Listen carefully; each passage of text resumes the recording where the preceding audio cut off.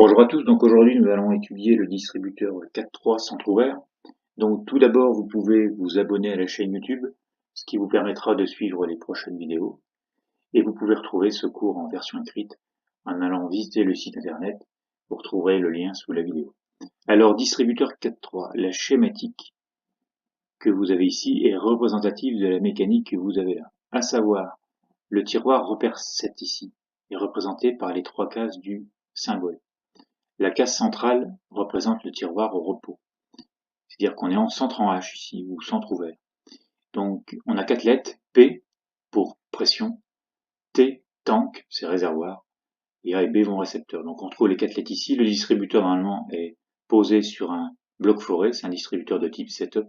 Donc on trouve le P, issu de la pompe, le T qui retourne au réservoir, et A et B qui vont vers A.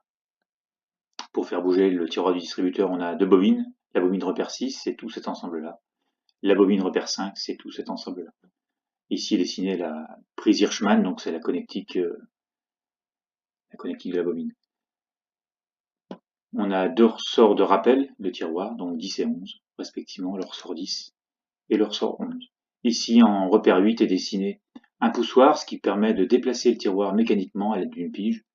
C'est utilisé lors du dépannage pour savoir si c'est un problème hydraulique ou un problème électrique.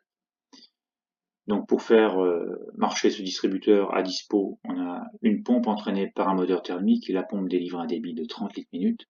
Elle est protégée par un limiteur de pression à 200 bars et on a un vérin.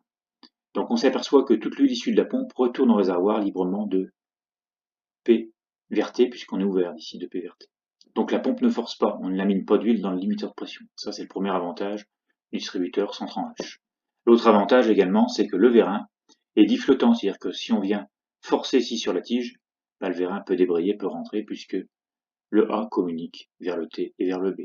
Donc tout communique. Ce distributeur-là, il a l'avantage du distributeur centre tandem, c'est-à-dire centre ouvert de P vers T, et l'avantage du distributeur centre Y. Lorsque l'on alimente la bobine repère 6, ici, on vient pousser le tiroir se déplace vers la gauche. Donc lorsqu'on alimente la bobine repère 6, le tiroir se déplace vers la gauche. On vient en flèche droite, P vers A et B vers T. Donc on vient découvrir le passage, enfin on vient orienter l'huile de P vers A, ici donc côté grande chambre. Le vérin sortira, la seule condition c'est que l'huile de la petite chambre retourne au réservoir, et c'est le cas en passant de B vers T. Donc le vérin se déplace, la pression ici en M2 s'établit à la valeur de la charge, 50 bars, donc on aura 50 bars. En M2, 50 bars qu'on retrouvera en M1 sortie de pompe. Alors il y a 2 barres de plus, c'est uniquement les pertes de charge, le frottement d'huile dans la tuyauterie. Lorsqu'on relâche la commande électrique ici, le ressort repère 11 nous ramène le tiroir en position neutre, P, T, A et B ouvert. Lorsqu'on alimente la bobine repère 5 ici, on vient pousser le tiroir du distributeur et on vient en flèche croisée, P vers B, A vers T. Donc on déplace le tiroir vers la droite et l'huile de la pompe est orientée de P vers B.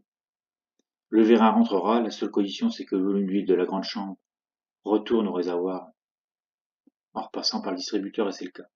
Donc ici on aura 100 bars, donc 2 fois plus de pression qu'en sortant puisque l'huile s'applique sur une plus petite surface, c'est le rapport de section du vérin. Donc on aura 100 bars en M2 qu'on retrouvera en M1 plus les pertes de charge. Lorsqu'on relâche la commande électrique de la bobine, ici repère 5, le ressort repère 10 nous ramène le tiroir en position neutre. P, T, A et B ouvert.